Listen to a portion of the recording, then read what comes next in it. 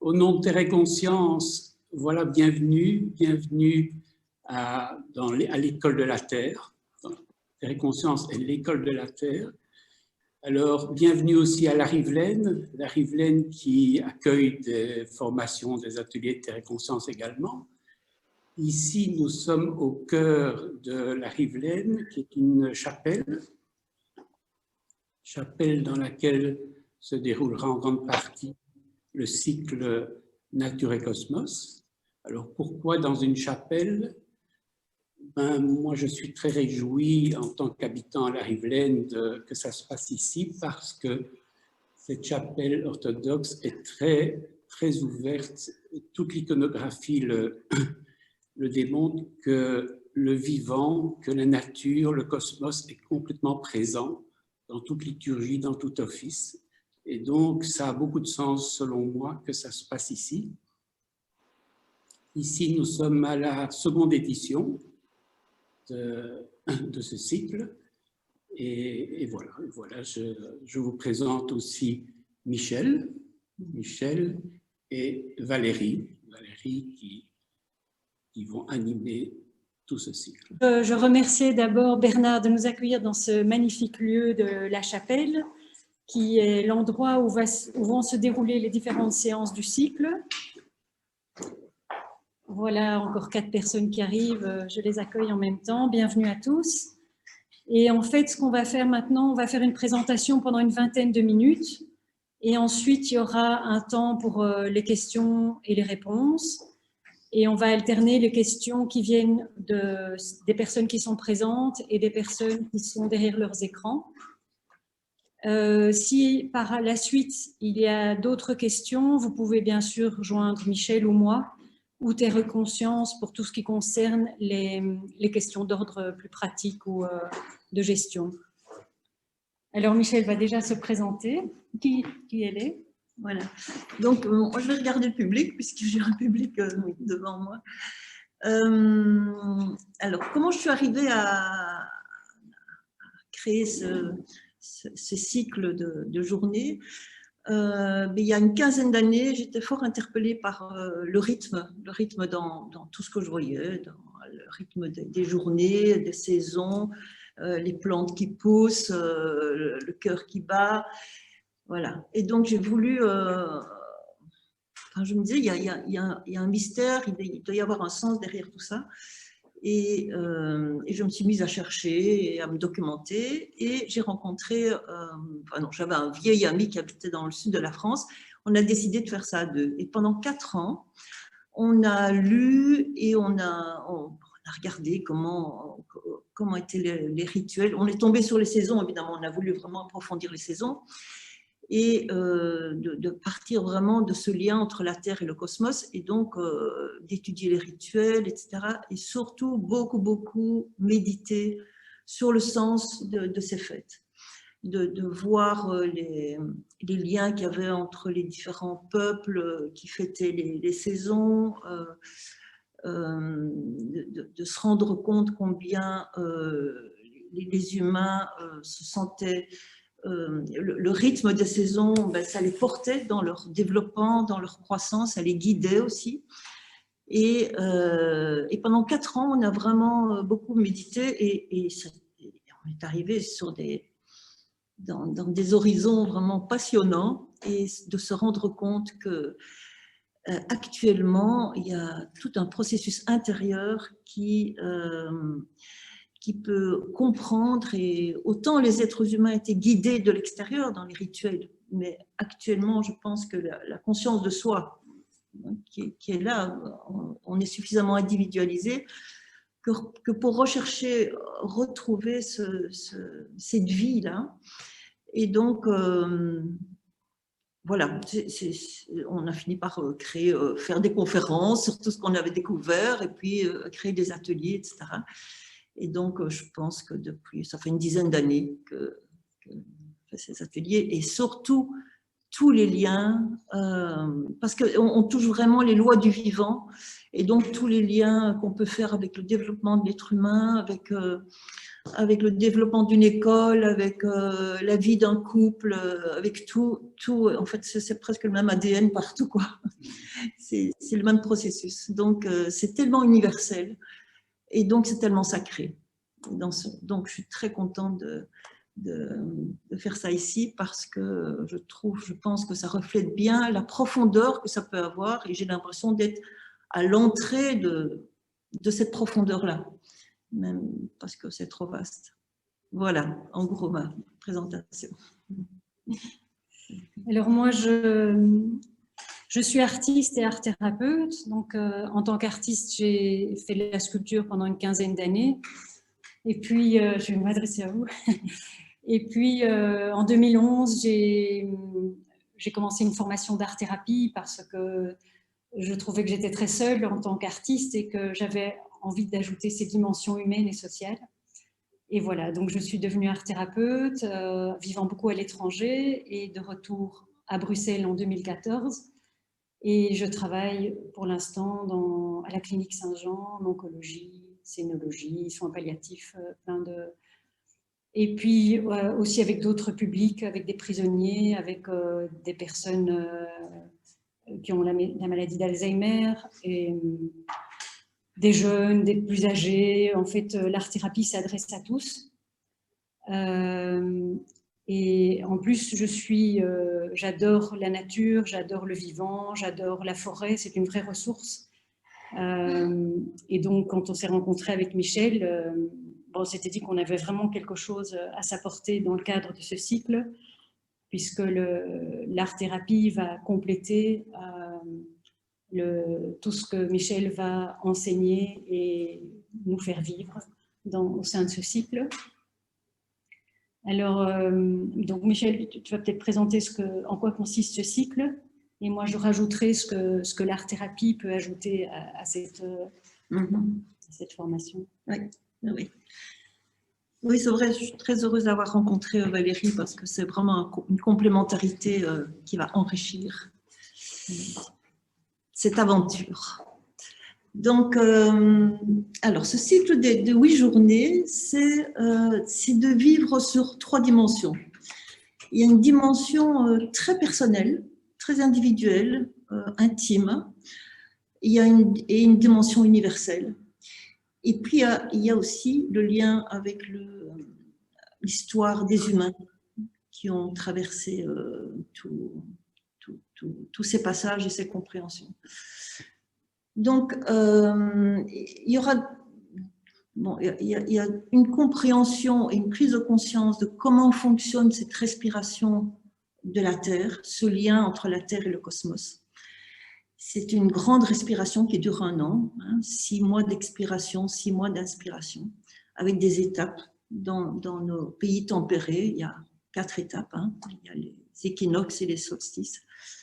Toutes ces étapes sont des passages des changements d'énergie. L'hiver n'est pas le printemps, n'est pas l'été, n'est pas l'automne. Il se passe des choses différentes et la vie est différente. Et donc, c'est intéressant d'aller rencontrer, de se relier au vécu de cette terre et de toute la création, de tout ce qu'elle porte, et nous aussi, et de voir combien on est influencé par cette respiration-là et qu'est-ce qui se passe exactement. C'est vraiment un lien entre le soleil et la terre, enfin le soleil, le cosmos, je dirais la lumière et la terre. Nous, on le voit sur un plan très physique, mais les anciens, ils voyaient autre chose, ils voyaient quelque chose de subtil derrière tout ça, parce que tous les planètes et les astres étaient des dieux, des esprits, la terre aussi, les arbres, etc.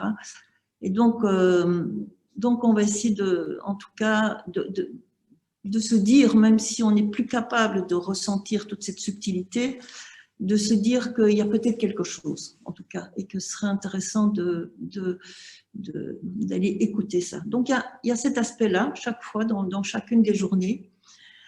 Et puis, il y a aussi un regard sur l'histoire des humains.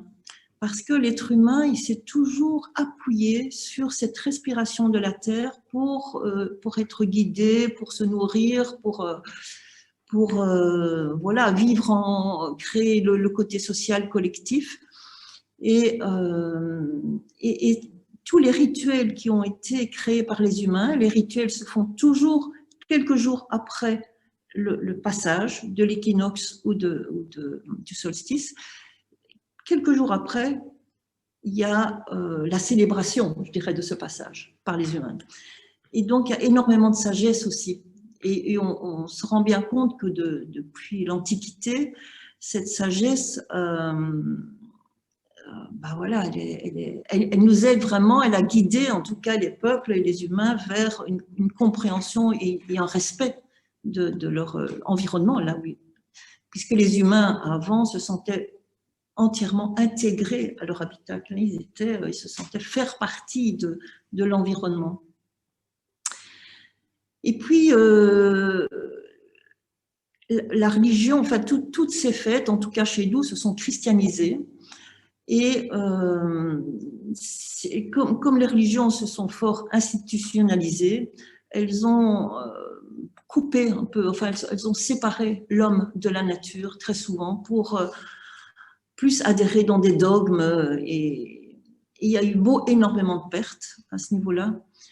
Il y a quand même beaucoup de religions, je dirais, de spiritualité qui portent encore ce lien, ce lien à la nature. Voilà. Donc, le bouddhisme, même ici, l'orthodoxie, c'est pour ça qu'on est dans un... Bernard en parlait tout à l'heure, dans cette pièce où l'orthodoxie parle de nature tout le temps. Mais c'est vrai que les premiers chrétiens aussi, on parlait de nature tout le temps. On parlait des champs de blé, des vignes, c'était des images très, très porteuses de ce qui se passait en nous également aussi. Et donc, actuellement, tous ces rituels sont fort récupérés par une société de consommation, sont très matérialisés et sont vidés de la magie, de toute cette subtilité-là. Mais voilà, il y a quelque chose de vide, quoi, de creux. Et je crois qu'on recherche tous un sens. Et actuellement, je pense que c'est très, très important. Enfin, pour moi, ce cycle-là, c'est très important en même temps de le vivre intérieurement, parce que tout ce qui se passe dans la nature, ça se passe à l'intérieur de nous aussi. Ce qui se passe, les germes qui commencent à se développer en hiver, au solstice d'hiver, qu'on ne voit pas dans cette immobilité, de cette ambiance immobile de l'hiver. Dans la terre, il y a quelque chose de chaud, il y a quelque chose qui se développe, un germe. Ça se passe aussi dans notre terre intérieure. L'intermédiaire, c'est qu'on fête la Noël, la naissance d'un petit enfant, à Noël, mais c'est très, très symbolique de quelque chose qui se passe à l'intérieur de nous et qui n'est pas uniquement l'enfant Jésus qui est un symbole, voilà, une réalité, etc. Il y a plus, il y a une part solaire, il y a une part divine qui naît à la Noël. Si on est suffisamment dans une ouverture et dans une écoute, et qu'on peut rentrer dans une intimité, on peut sentir quelque chose qui se passe. Et c'est ce processus-là qui est passionnant, parce qu'à ce moment-là, on devient créateur de nouveaux rituels, et le partage, le fait de le faire ensemble, en cercle, dans ce partage, c'est comme un jardin avec toutes des plantes différentes qui ont chacun des vécus, des expériences et des petites naissances différentes. On va pouvoir être co-créateur de nouveaux rituels qui sont dans le profond respect du passé, des humains et de cette respiration-là. Il y a comme une intégration qui va pouvoir se faire. Et donc, c'est ça, c'est vraiment, on crée le futur. On crée le futur de pouvoir recréer des rituels avec nos voisins, en famille, dans les écoles, enfin, de façon juste, et pas juste comme ça, mais de façon fondée, c'est-à-dire avec la connaissance des anciens, avec la science qui cherche à comprendre cette respiration, et aussi avec notre expérience intérieure qui est un ressenti, et des perceptions et des inspirations. Donc, voilà, en gros, ces 3 regards qui vont cheminer ensemble. Et donc, ça, c'est quelque chose qui va se vivre pendant les 4 journées qui sont liées aux équinoxes et aux solstices. On va se préparer à ce passage et on va essayer de le vivre intérieurement, de l'honorer extérieurement aussi, d'être dans cette grande écoute en tout cas. Et puis, à la mi-saison, quand on sera vraiment dans l'ambiance saisonnière, quand on sera le 15 février en plein hiver, on va bien ressentir ce que c'est que l'hiver, parce que le 21 décembre, on ne le sent pas encore. Là, on va pouvoir sentir ce fil rouge de cette naissance du 21 décembre hein, ou du 25 décembre. On va sentir ne pas perdre ce fil rouge parce que c'est un chemin qui commence. C'est un chemin qui va commencer et qui va durer 1 an avec cette respiration, comme un arbre qui prend un petit germe et qui se termine par un fruit. Eh bien, on va terminer par une œuvre, on va terminer par un fruit qu'on va pouvoir, un fruit tangible, incarné, je dirais. Au début, c'est une perception intérieure, ça va être une aventure hein, à travers le printemps, c'est chaque fois des choses passionnantes, mais c'est aussi des confrontations avec soi, parce que voilà, ce qui naît à Noël, c'est une part, je dirais, c'est une part solaire de nous, c'est une qualité, je dirais, par exemple, c'est quelque chose qu'on ne peut pas encore définir, qui est mise en lumière au printemps, parce qu'il y a le soleil qui vient toucher la terre et qui dit aux plantes, toi tu seras un coquelicot et toi je vois bien que tu es une tulipe et toi, alors qu'au départ toutes les feuilles sont rondes et on ne sait pas très bien qui va être quoi. Mais chez nous à l'intérieur ça va être la même chose.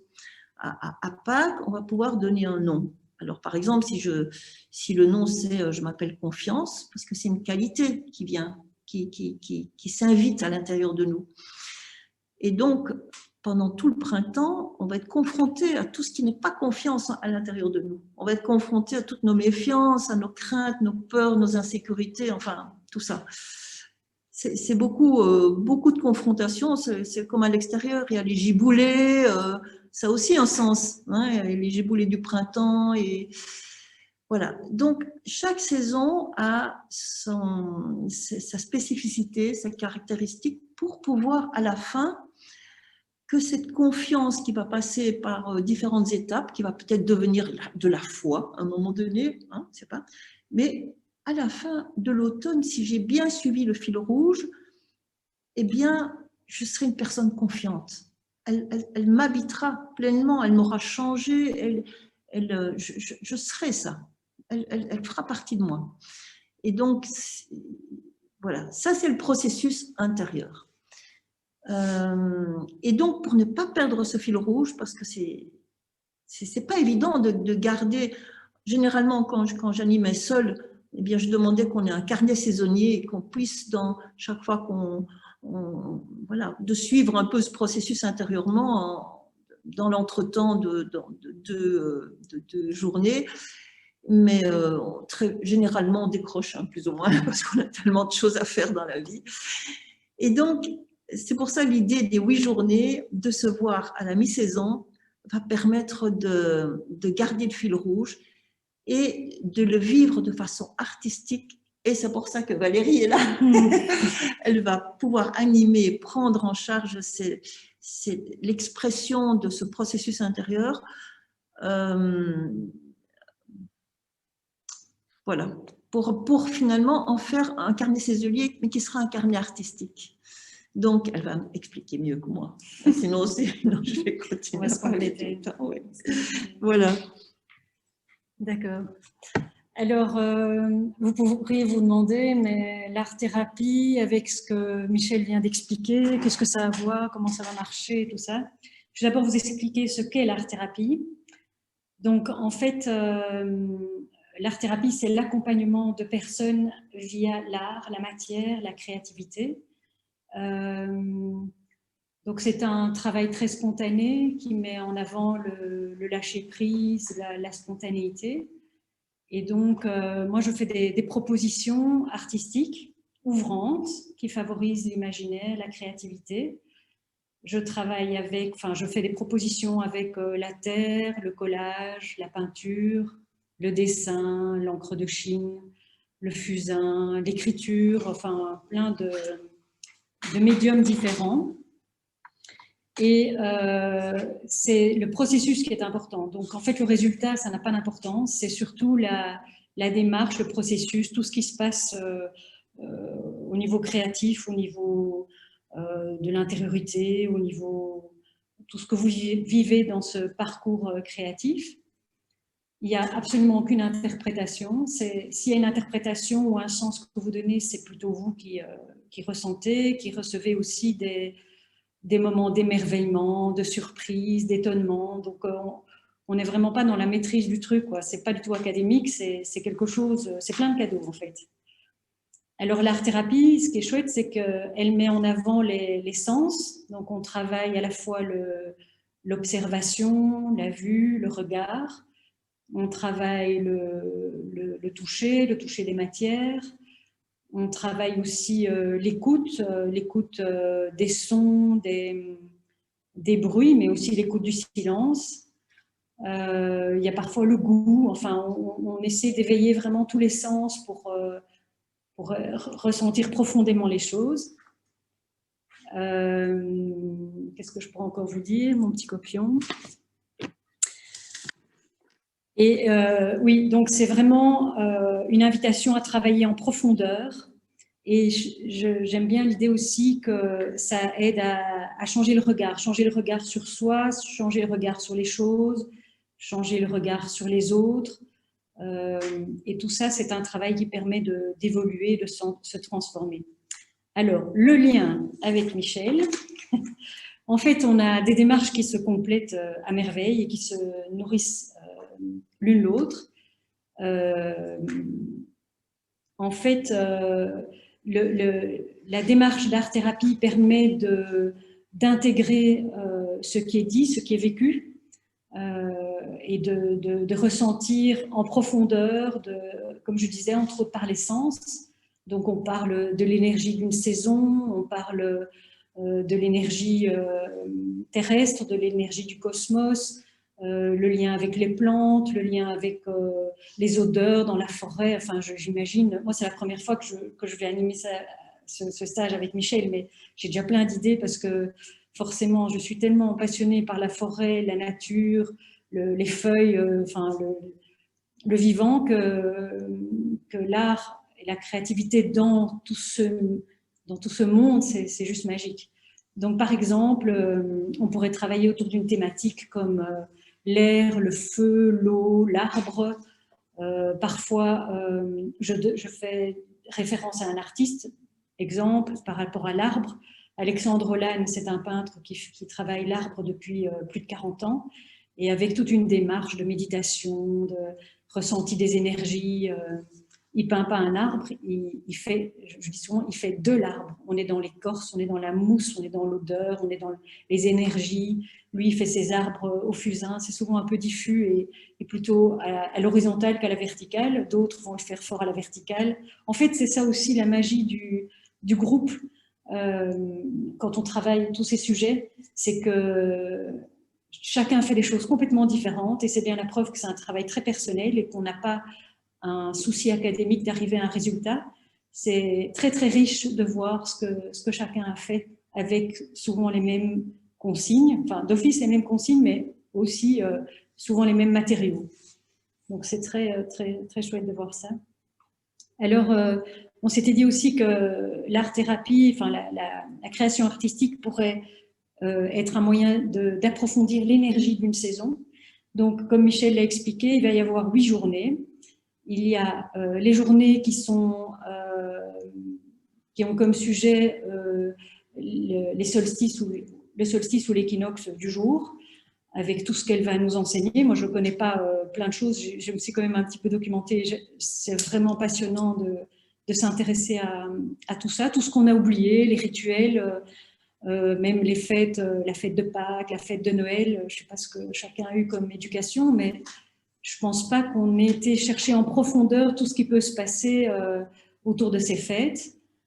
Et ce sont donc des références aussi aux anciens. Et, enfin, c'est Michel qui vous expliquera tout ça. Et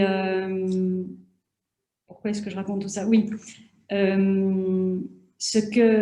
Oui, donc 4 jours seront consacrés à ces rituels et à ces passages. Et moi, entre les 2 fêtes saisonnières, il y a à mi-saison, comme disait Michel, on va travailler sur la saison proprement dite. Donc, il y aura les 4 saisons avec l'énergie de la saison, ce que ça implique pour nous, comment on est. C'est vrai qu'en hiver, on est peut-être plus intériorisé, il y a peut-être des choses plus intimes, plus profondes qu'on a envie d'exprimer par l'art. Au printemps, en été, on est peut-être plus extraverti, plus dans le mouvement, plus dans d'autres couleurs. Voilà, évidemment, tout ça, au niveau artistique, c'est passionnant de pouvoir l'exprimer de cette façon-là. Alors, en fait, en art-thérapie, moi, je travaille surtout les arts plastiques, mais il peut y avoir la musique, la danse, du théâtre, de l'écriture, ça déborde de possibilités. Et ce qu'on vous invite à faire, donc quand Michel parlait du carnet saisonnier, moi j'aime bien dire aussi carnet créatif, saisonnier mais créatif. Donc c'est un carnet qu'on vous invite à tenir pendant toute l'année avec tout ce que vous avez envie de déposer, d'exprimer, coller des images, réécrire un texte que vous avez entendu. Vraiment, ce carnet qui est tout plat, il doit grossir et devenir, vous savez, les carnets qui sont bien chargés de toute votre personnalité, de tout ce qui a pu émerger, évoluer pendant toute cette période. Donc, c'est vrai que la création, la créativité, elle va servir de soutien de tout le processus intime et individuel qui se déroule en lien avec les enseignements par rapport aux saisons, par rapport à la Terre, par rapport au cosmos, par rapport à cette multitude de choses qu'on a à apprendre. Une autre chose qu'on peut faire dans la forêt, c'est de travailler avec les éléments de la forêt et de l'encre de Chine, par exemple. Alors, comme je disais, c'est un travail qui met en avant la spontanéité, le lâcher-prise. Parfois, on travaille les yeux fermés avec de la terre. Parfois, enfin même souvent, quasiment toujours, il y a tout un travail de préparation, de méditation, d'échauffement, pour être en lien avec le corps avant d'être dans quelque chose qu'on fait. Donc, il peut y avoir aussi des chants vibratoires, une danse un peu libre, la découverte de matériaux qu'on ne connaît pas. Voilà. Alors, je trouve que j'espère vraiment, vraiment, vraiment que ce stage aura lieu parce qu'aujourd'hui, plus que jamais, il y a des clés. Il y a la créativité, l'art, la nature, le vivant et tous nos sens et tout le sens qu'on peut donner à tout ça. Et en plus, avec le lien dans le groupe, de travailler ensemble, d'être reliés et d'être accompagnés par les autres pendant tout ce cycle, avec le carnet qui est aussi, qui fait la liaison, qui est le fil rouge. Et ce carnet aussi, quand on y travaille, on n'est pas tout seul, parce qu'en fait, on sait qu'on a tous les autres autour de nous qui sont un peu dans la même démarche. Et c'est très porteur. Donc, on est porté partout, quoi, la nature, le vivant, les autres du groupe, tout ce qu'on va apprendre. Et aujourd'hui, avec cette période de folie qu'on vit, c'est magique, quoi. C'est vraiment un cadeau qu'on peut se faire de se donner une année d'évolution et de transformation personnelle à partir de tout ce que la terre, de tout ce que les saisons, tout ce qu'on peut recevoir, c'est gratuit, hein, c'est là, c'est autour de nous. Le corps, on l'a toujours, la forêt, elle est là, les saisons, enfin, on a tout en fait. Donc voilà, j'espère vraiment que vous allez nombreux à vous inscrire.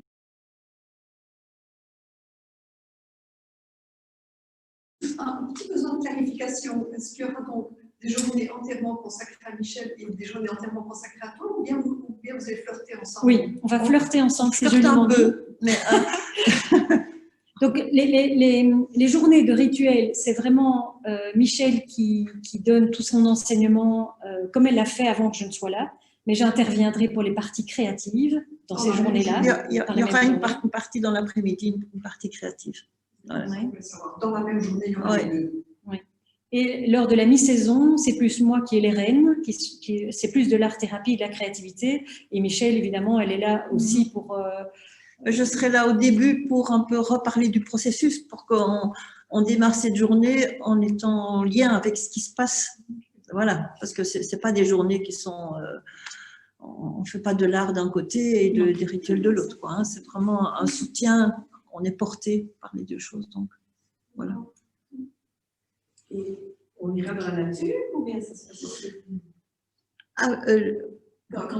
Quand tu parles des rituels, on en vivra dans la nature ou tout se passe ici? Les rituels, c'est enfin, la manière, il y a les deux, mais les rituels, c'est d'abord un processus intérieur. C'est d'abord une rencontre avec quelque chose, avec son processus. Mais après, on peut aller l'exprimer dans la nature. C'est ce qui se fait, même à travers l'art ou quoi. On peut très bien aller autour d'un arbre ou faire quelque chose où il y a une danse. Enfin, voilà, il y a des choses comme ça. Mais sinon, le rituel vraiment en lui-même, c'est d'abord une rencontre avec ce qui se passe en soi. J'ai une question. Si jamais en décembre, on ne peut pas encore faire de présentiel avec un grand groupe, vous avez une autre solution? Parce que travailler ensemble avec une partie des gens derrière leur écran, ce n'est pas facile, hein? Françoise, tu ne voulais pas répondre à cette question parce que c'est une question plus pratique de terre et conscience. Enfin, oui, la volonté est vraiment de maintenir le cycle dans son entièreté et d'aménager, déjà de créer cette membrane de groupe. Et dans toutes les formations qu'on a données pour terre et conscience, on s'ajuste au fil de l'actualité, soit en tenant compte vraiment des disponibilités et des possibilités de chacun des participants. Et donc, bon, aujourd'hui, on a vraiment souhaité maintenir cette séance de découverte ce soir, que ce soit en présentiel ou via Zoom. Et on a vraiment la volonté de maintenir aussi la journée du 12 décembre avec chacun, en aménageant peut-être au niveau de l'espace pour pouvoir respecter les distances, mais que cette journée ait bien lieu. Après, on est à l'écoute de l'actualité et on ajustera si nécessaire, mais en concertant chaque participant. Ok, merci. et pour le moment, la pièce dans laquelle on est suffisamment grande pour accueillir 15 personnes en maintenant la distance de sécurité. Donc, comme le groupe serait entre 12 et 15 personnes, normalement, il n'y a pas de souci si les consignes restent les mêmes. Et on verra avec le groupe aussi par rapport au port du masque. Moi, je reçois aussi dans mes ateliers, quand on est à 2-3 mètres de distance, je dis OK, hop, tout le monde enlève son masque, on ouvre un peu les fenêtres et on y arrive, quoi. Ouais. Parce que, oui, on va faire ça comme ça. Et ceux qui ne se sentent pas à l'aise portent le masque, bien sûr. Muriel, tu réactives ton micro? Sinon, il y a une question. Oui, et puis j'imagine que vous serez de temps en temps dehors quand même. Oui, Le plus Voilà. possible, à mon avis. Oui. Oui. Avec la respiration de la nature, donc à ce moment-là, il y a beaucoup moins de problèmes. Moi, j'ai une question par rapport au… c'est un peu en lien avec le masque, etc., mais surtout sur la notion le rituel se passe à l'intérieur, la subjectivité, les émotions, dans ces immersions profondes, dans ces sensations profondes, c'est aussi à l'intérieur de soi. Mais est-ce que vous avez prévu un cadre d'expérience collective?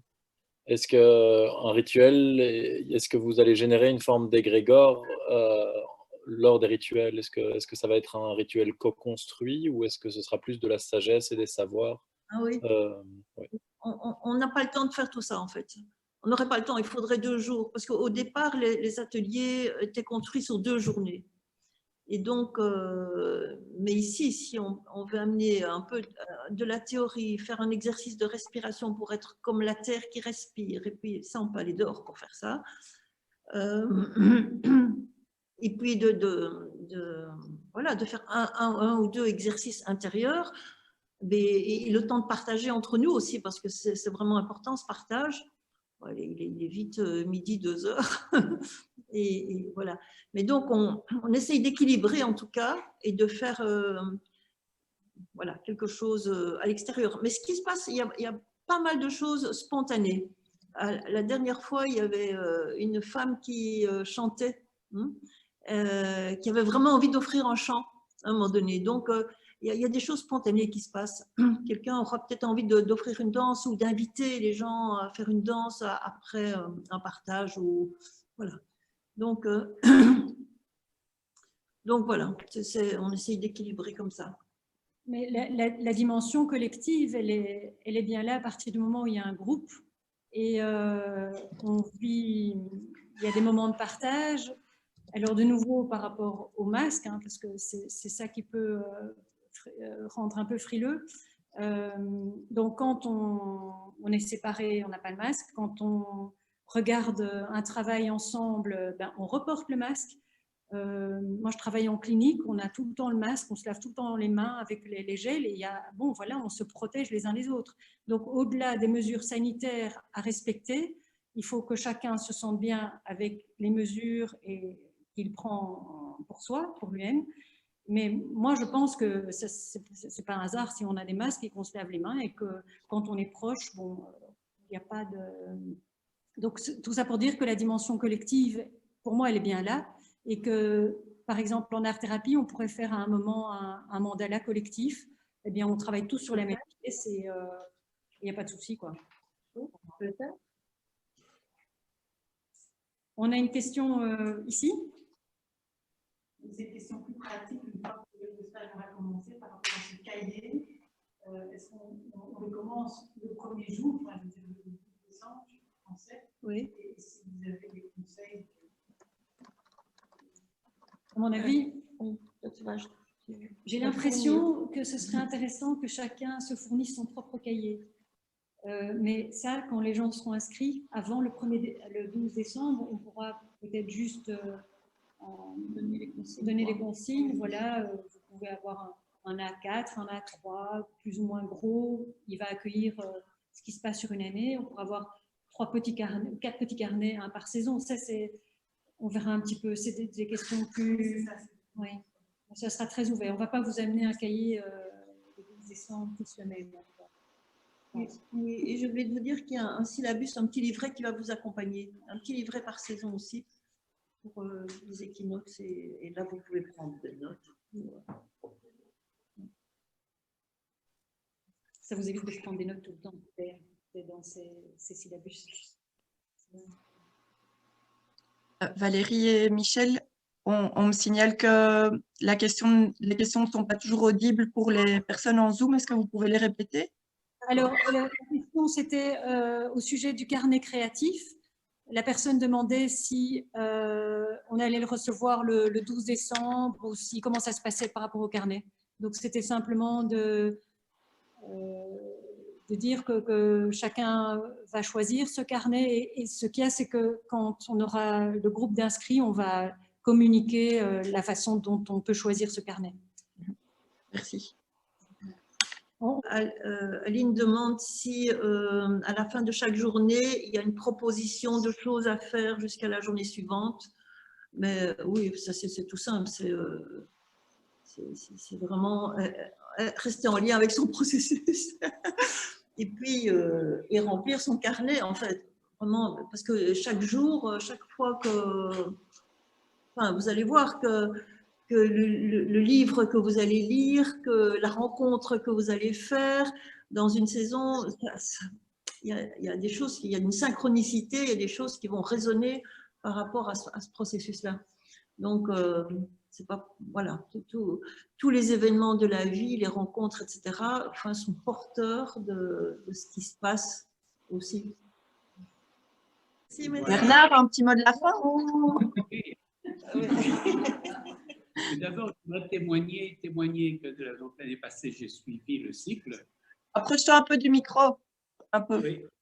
Tiens, tu peux prendre ma place. Oui, l'année passée, j'ai suivi le cycle et je dois avouer que mon Noël a été absolument magnifique. J'ai vraiment vécu toute l'évolution vers la montée vers Noël.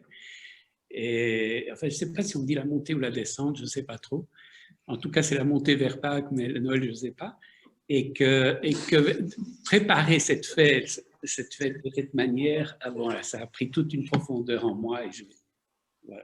Et donc, joyeux Noël à tous déjà. Voilà. Voilà.